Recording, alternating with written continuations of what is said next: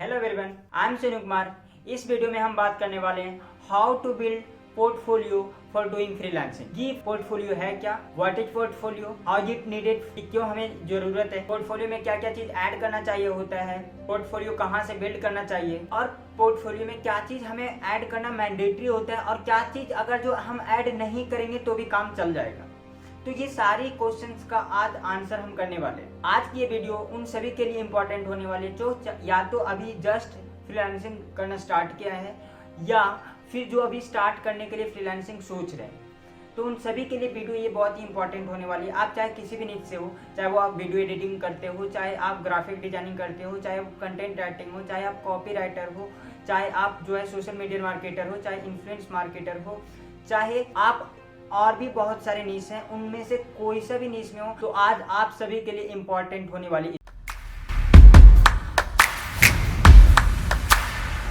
है क्या पोर्टफोलियो हम किसे कहते हैं, पोर्टफोलियो में हमें क्या क्या चीज रखना होता है। तो पोर्टफोलियो में क्या होता है कि ये बहुत सारी चीजों का कलेक्शन होता है। लाइक आप क्या काम करते हो, आपका बैकग्राउंड क्या है, लाइक आपके एक्सपीरियंस क्या है, आपने कहाँ कहाँ अभी काम किया है, आपकी अचीवमेंट क्या है, आप जिस क्लाइंट के साथ आपने काम किया उनका नाम भी हो सकता है, उनका फीडबैक भी हो सकता है, उनका टेस्टिमोनियल भी हो सकता है। तो ये सारी चीजों का जो कलेक्शन हम एक साथ इकट्ठा कर लेते हैं, या तो वो एक पीडीएफ में हो सकता है या डॉक्यूमेंट्स फॉर्म में हो सकता है, या आप एक वेबसाइट बना के उन सभी को अपलोड कर सकते हो, या और भी बहुत सारे ऐसे वेबसाइट्स हैं जो स्पेशली जो है वहाँ पे हम अपना काम शो करते हैं, वहाँ पे हम अपना प्रोफाइल बनाते हैं, वहाँ पे हम पोर्टफोलियो बनाते हैं और वो जो है वो लिंक जनरेट करके हम क्लाइंट्स को जो है शेयर करते हैं ताकि वो हमारे काम को अच्छे से देखे और समझे और फिर वो हमारे साथ जुड़ सके। तो ये जो है हमें समझ में आया कि एक्चुअल में पोर्टफोलियो है क्या। अब ये हम समझते हैं कि हमें पोर्टफोलियो की जरूरत क्यों पड़ती है। आप इसे एक सिंपल से एग्जांपल से समझ सकते हैं। लाइक आपकी कोई एक दुकान है, लेट से वो दुकान आपकी एक रेस्टोरेंट है। तो रेस्टोरेंट में आप जाते हो तो आपको एक मैनुअल चार्ट मिलता है, आपको एक मेन्यू चार्ट मिलता है। उस मेन्यू चार्ट में रेस्टोरेंट के जितने भी क्यूजिन है उसके साथ साथ उनका वहाँ पे प्राइस लिखा होता है। तो क्या होता है कि जो रेस्टोरेंट मैनेजर है या जो वेटर है उनसे हमें बात नहीं करना पड़ता, उनसे हमें पूछना नहीं पड़ता कि एक्चुअल में कौन कौन से यहाँ पे डिशेस हैं, कौन कौन से यहाँ पे मेन्यूज हैं और किन की कितनी प्राइस है।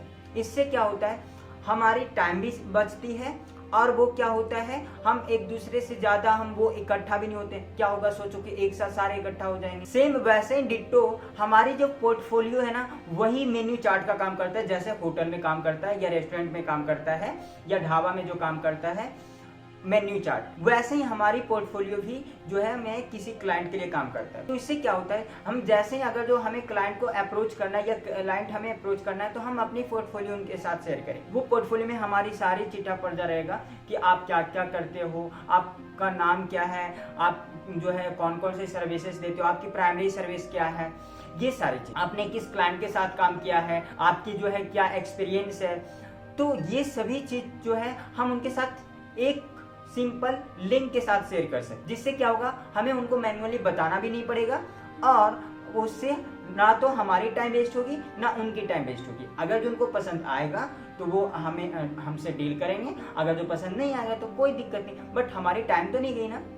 This is the advantage of building portfolio for freelancing. ये तो ऐसा है ना कि ये सिर्फ फ्रीलांसिंग के लिए इंपॉर्टेंट नहीं है, ये ऐसा भी है कि आप कोई दूसरा काम भी करते हो ना वहां उसके लिए भी इंपॉर्टेंट हो सकता। तो इससे क्या होगा क्लाइंट्स एक साथ बहुत सारी चीजें आपके बारे में जान सकता है और उनको जो है ना तो उनकी टाइम वेस्ट होगी ना हमारी टाइम वेस्ट। अब बात रही कि हम पोर्टफोलियो कहाँ कहाँ से बना सकते। तो अगर इसका सिंपल आंसर दिया जाए ना तो बहुत ही आसान है।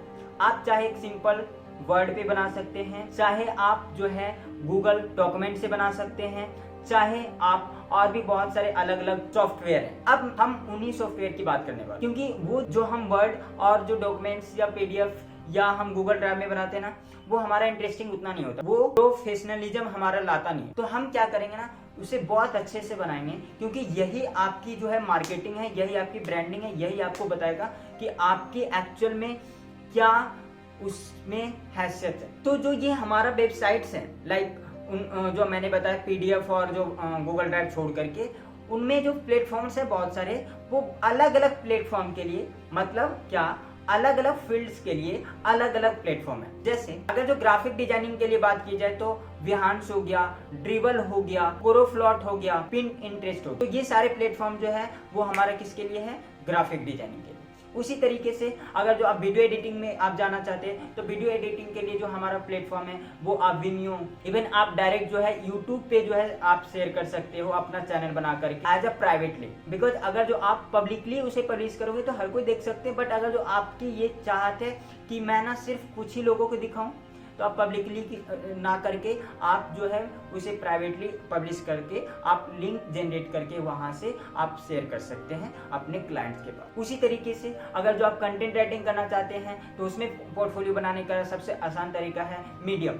आप मीडियम पे जा करके आप अपना ब्लॉग लिख सकते हैं, आप अपना कंटेंट डाल सकते हैं, इवन वहाँ पे तो डायरेक्ट मोनेटाइजेशन होने के बाद आपको पैसे भी मिलते हैं। बट अगर जो सिर्फ एज ए पोर्टफोलियो काम करना चाहते हैं तो वहाँ भी आप अपना काम को शो कर सकते हैं। अगर जो आपको और भी बहुत सारे प्लेटफॉर्म चाहिए हो तो आप इवन ऐसे डायरेक्ट लिख सकते हो portfolio builder for this, portfolio builder for that. इस तरीके से और भी आपको जो है बहुत सारे वेबसाइट्स मिल जाएंगे। तो इस तरीके से बहुत सारे प्लेटफॉर्म अवेलेबल है। अब हम बात करते हैं कि एक्चुअल में हमें पोर्टफोलियो में क्या क्या चीज ऐड करना चाहिए, किन किन बातों को ध्यान रखना चाहिए। तो सबसे पहला पेज, फर्स्ट पेज में आपको क्या करना है?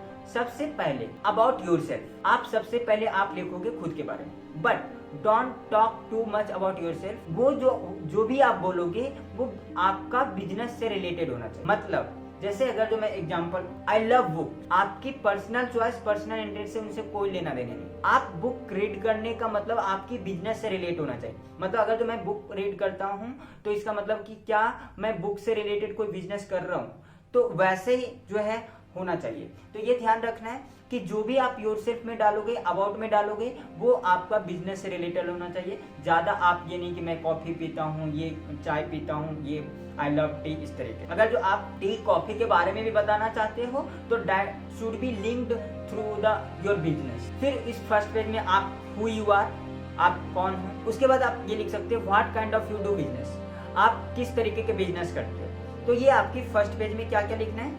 Who you are, what do you do, ये लिखना है what kind of business you do. अब आते हैं सेकंड पेज पे। सेकंड पेज में आपको क्या लिखना है? सेकंड पेज में आपको प्राइमरी सर्विसेज, आपकी प्राइमरी सर्विसेज क्या है, ये 3-4 होना चाहिए। कि आप वीडियो एडिटिंग करते हो, आप ग्राफिक डिजाइनिंग करते हो, आप कॉपी राइटिंग करते हो, कंटेंट मार्केटिंग करते हो, कंटेंट क्रिएशन करते हो, आप क्या करते हो, आप जो इंस्टाग्राम मार्केटर हो, आप सोशल मीडिया मैनेजर हो, वर्चुअल असिस्टेंट हो, क्या हो। तो आपकी at least 3 to 4 primary services add होनी चाहिए। इसे आप एक्सप्लेन भी कर सकते हो सबके बारे में कि ग्राफिक डिजाइनिंग क्यों, क्योंकि अगर जो कोई ऐसे क्लाइंट्स हैं जिनको अभी पता नहीं है, that can help him her. अब आते हैं थर्ड पेज पे।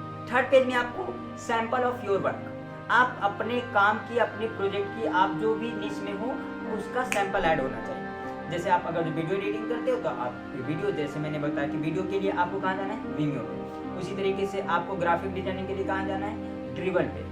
इसी तरीके से अलग अलग प्लेटफॉर्म है तो उन वहाँ पे आपको सैंपल ऐड करना है। फिर आता है फोर्थ में नंबर में क्या है?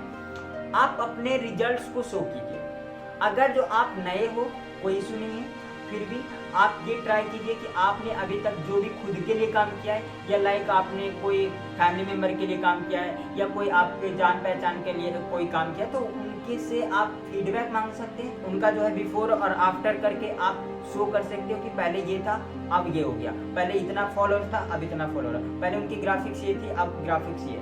तो इस तरीके से आप बिफोर और आफ्टर करके आप वहाँ पे शो कर सकते हैं। आपने जो भी रिजल्ट लाया उसको एक साथ शो करके आप वहाँ पे ऐड कर दीजिए। फिफ्थ नंबर में आता है टेस्टिमोनियल।